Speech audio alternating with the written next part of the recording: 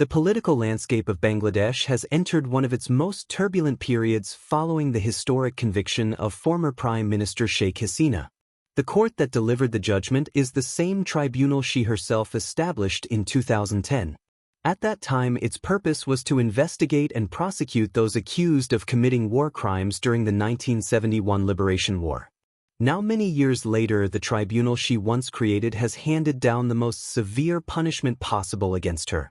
This dramatic turn of events has shaken the country and raised a series of complex questions about the future of Bangladesh's politics, its institutions, and its relations with neighboring India. Sheikh Hasina has been sentenced to death over her alleged responsibility for the brutal crackdown on student-led protests. The protests, which erupted after discontent over governance, economic stress, and allegations of authoritarianism, turned into one of the largest uprisings the country had witnessed in decades. The government response was severe. Security forces were deployed across major cities, and the demonstrations quickly escalated into violent confrontations, resulting in extensive casualties. International organizations reported widespread human rights concerns, and many political observers believe that the heavy-handed response contributed significantly to the downfall of Hasina's long-running government. The tribunal has ruled that Hasina bears direct responsibility for the actions of the security forces during the crackdown. According to the judgment, she failed to prevent the excessive use of force and allegedly authorized several of the operations that resulted in the deaths of protesters. These accusations formed the core of the charges that ultimately led to the verdict. Her supporters insist the tribunal's findings are politically motivated, arguing that the process lacked transparency and was driven by the interests of the interim government that replaced her administration.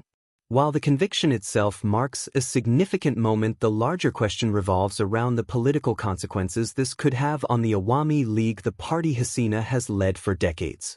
Although she is no longer in Bangladesh, she remains the head of the party and exerts considerable influence over its decisions, strategies, and public statements.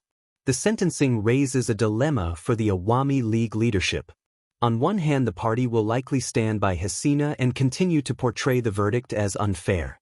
On the other hand, it must consider the practical implications of being associated with a leader facing such a severe judgment, particularly at a time when Bangladesh is approaching another national election. The upcoming election, scheduled for February next year, is expected to determine the future shape of Bangladesh's political direction.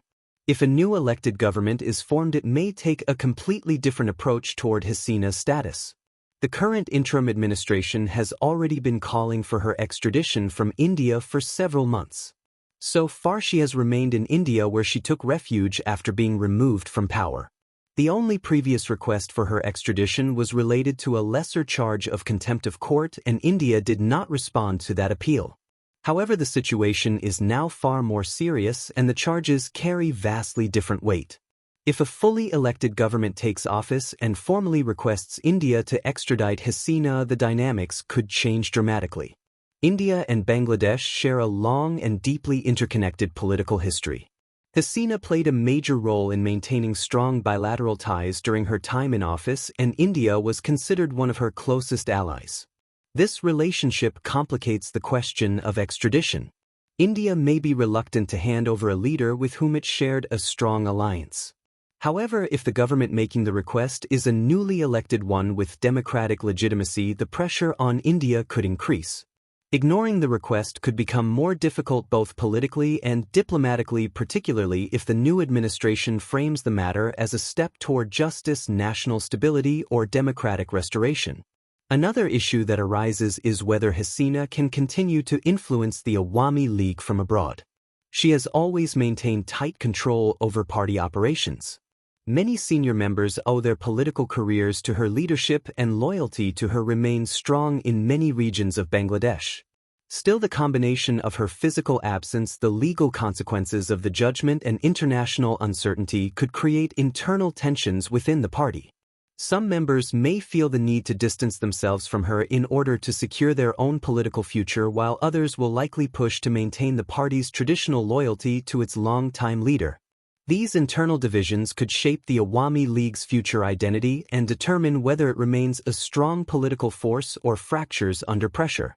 For Hasina herself, the road ahead is uncertain. She has vowed to challenge the verdict and continue her political fight from exile, but her legal options are limited. Being tried in absentia restricts her ability to appeal, and her political freedom depends heavily on India's stance. Her ability to communicate with party members and supporters remains intact for now, but that may change if extradition pressure increases or if India imposes restrictions on her political activities. If India chooses to allow her to continue operating from its territory, she may still retain influence. However, if the political climate shifts or if India seeks to distance itself from internal Bangladeshi conflict, she could find herself facing greater isolation. What makes this moment particularly significant is that it is not only about one political leader but also about how Bangladesh will navigate a path forward after years of intense polarization. The verdict symbolizes a broader struggle for control, legitimacy, and the future of the country's governance. Many citizens who participated in the protests believe the conviction is a necessary step toward accountability. Others fear it could set a precedent for politically motivated prosecutions that may destabilize the country further. International observers are watching closely to see how Bangladesh's judiciary, government, and political parties manage the aftermath of this historic judgment. As Bangladesh moves toward its next election, the narrative surrounding Sheikh Hasina's conviction will remain central to national discourse. The decisions made by India, the interim administration, and the Awami League will shape the political climate for years to come.